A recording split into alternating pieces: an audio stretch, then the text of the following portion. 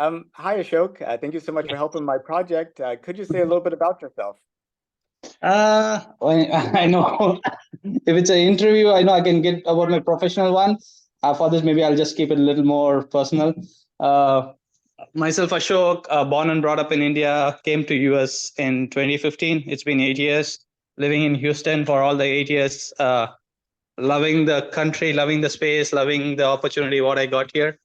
Have a wife, lovely wife, who is a teacher in Fort Bend ISD. And I have a son who's a sixth grader and a daughter, she's a kinder. That's amazing. What does your wife teach? She's in the elementary school. She's a teacher. That's awesome. Well, I was wondering if you knew about NASA planning to send astronauts back to the moon.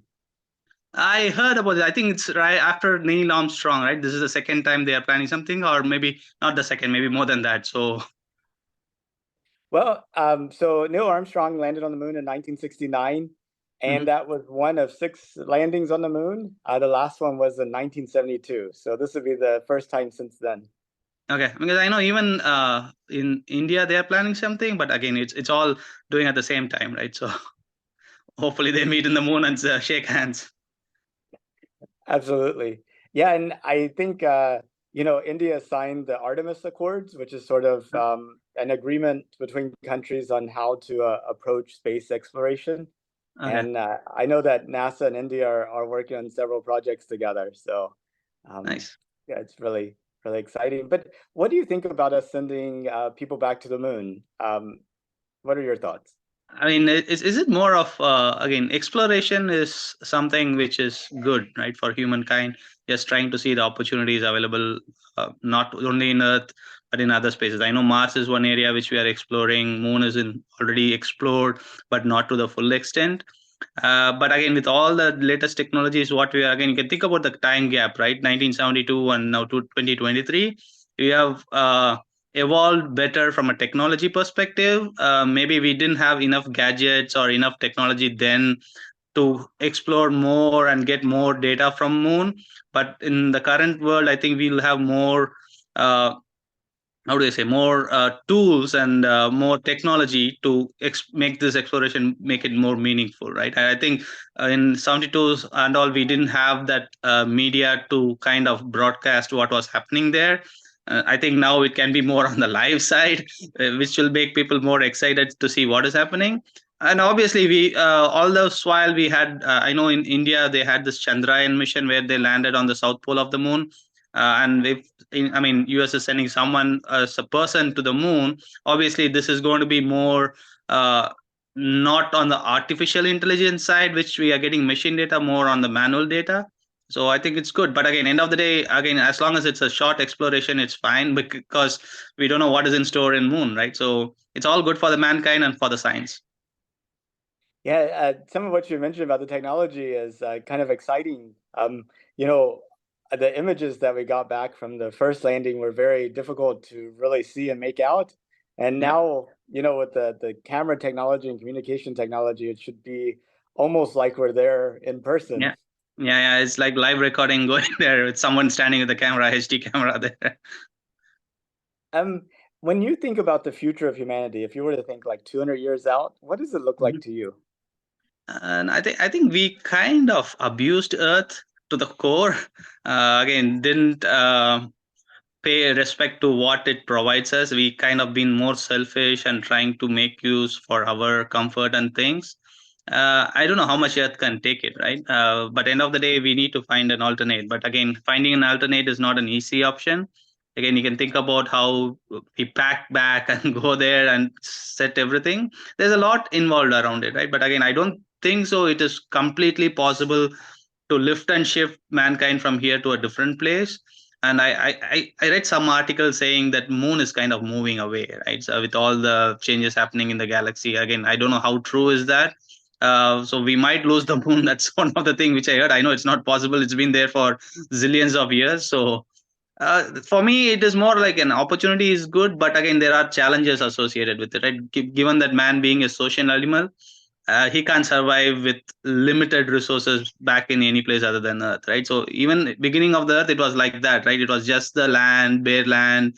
Then we evolved. Then we got everything set up, right? So obviously it will evolve, but just that the mindset and maybe human, maybe a different species there, right? You never know. Maybe the people already there. We just one of the aliens who are going to land there, right?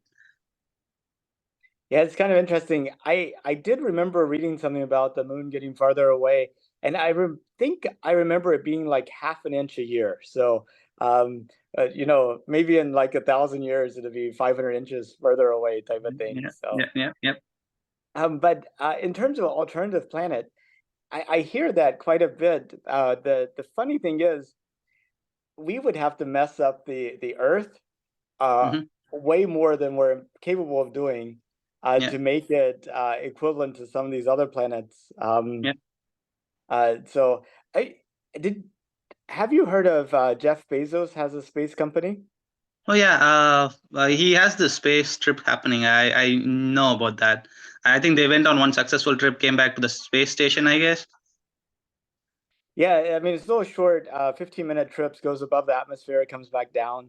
Mm. His space company is called Blue Origin, but when he Oh, yeah. talks about why he started this company, he talks about trying to take all those activities that harm the earth, like energy production, mining, heavy Mhm, industrial activities, mhm. and trying to move them off of the earth. So his kind of approach is, Yeah, we have to do these things, but let's do them in a place that doesn't hurt the earth.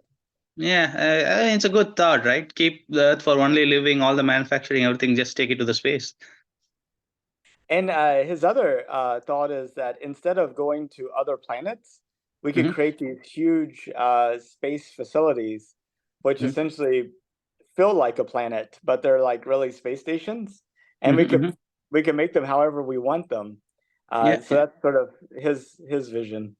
Interesting, right? Because think about it, this is more on like a floating space. What we are getting, I know it's not floating as such. It's just that we are exploring other terrestrial options. What we have.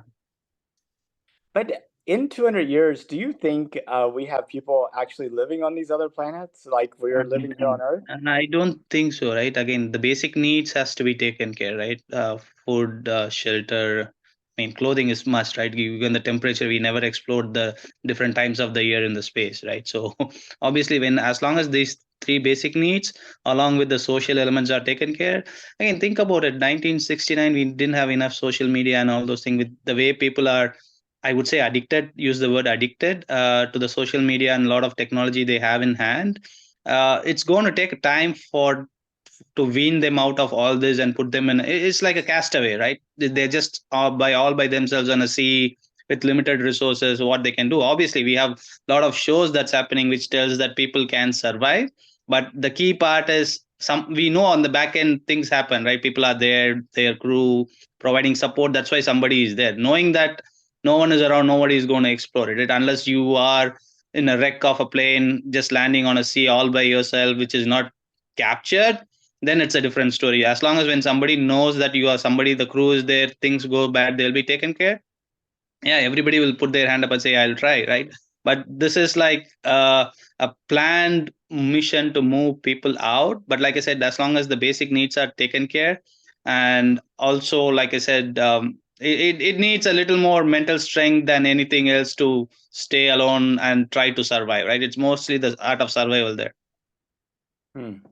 I mean, how much ever you take up, right? It's like you need to come back to Earth to take something back again. Right? So you can't uh, have everything there unless it is already a colony which is sitting there. That's right. It's a very different having two or three people on Mars as an example than having like 1 million people on Yeah. Mars. I mean, eventually, that is how we evolve, right? I mean, there are different theories around it. Darwin's theory is different. Then the Bible theory is different. Then we have other theories, right? It just started with two people, Adam and Eve, right? So again, they didn't have enough. Again, as long as you send somebody who is not accustomed to Earth over there, they can evolve, right? But somebody who is already accustomed to Earth, it's going to be very, very difficult. If you could, would you take a trip to space? Yeah, as an exploration, I don't mind, right? Again, end of the day, you give a different perspective of how you see the world, right? Again, they always say, right, in the bigger scheme of things, you are just one tiny dot element in the entire thing. You get to experience that, right? So obviously, it's good. Again, it's a good, exciting experiment, right? But at the end of the day, it all comes down to how safe it is. Again, because end of the day, people say that yeah, it's exciting, this, that, and all those things. As long as again think about it, when airplane was invented, nobody was ready to board onto it, right? They had to demonstrate it's safe and you can land safely, all those things. Then people started believing it. It is the same thing, it's evaluation. Again, if I am going to be the first guinea pig to do that, I would take a step back. Maybe once it's tried and tested, yes, of course I will do. Well, Ashoka, those are pretty much the questions I had for you. Did you have any questions for me or anything else that you think would be good for future Are you generations working to for know? NASA, or this is more of like a NGO types what you're doing? This is strictly a personal project. I Ah, started in okay. 2019, and I in 2019 NASA announced they would put people back on the moon in 2024, Mhm. and I was looking at all the developments that were planned for the 2020s in terms of space, and I feel like this is going to be a transformational decade. So I thought it would be neat to capture a different person's perspective each day to the end of Okay. 2024. Okay. So that's true. But I do also work at NASA, but this is Nice. completely unrelated to that. Oh, nice, nice, nice. What brought you into this? I mean, what kind of triggered you to do this project? Yeah, so back whenever NASA announced that they were going to put the next people on the moon in 2024, they hired an associate administrator who was tasked with this. And to kind of keep everybody's mind focused on that date, he had Okay. a lapel pin with the number of days to the end of 2024. And he was going around NASA highlighting a NASA person. Okay. And so that's sort of when I got this idea. And now, after being almost 1,400 interviews into the project, I feel Oh, like I have to complete it. nice, nice, nice. And will you go to move the space given an opportunity? I'm putting the Yes, question back to you. I think I have to. I think I have to. Nice, nice. Okay. And my thought, I mean, what is the total perspective you got? I know you mentioned 1,400 interviews. So how different, or what are the takeaways? Again, I know you can't give all the 4,400, but what is the main takeaways on those? Yeah, I could summarize some of the key points. So, I interview people at the coffee shop, on the street, at the, out taking a smoke break, just random people.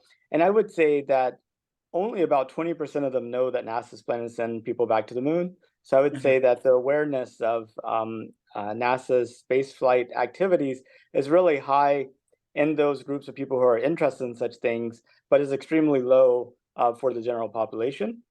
Okay. And then two, um, in terms of people liking it, the range goes from, why are we wasting money on it, to very, why do we stop going?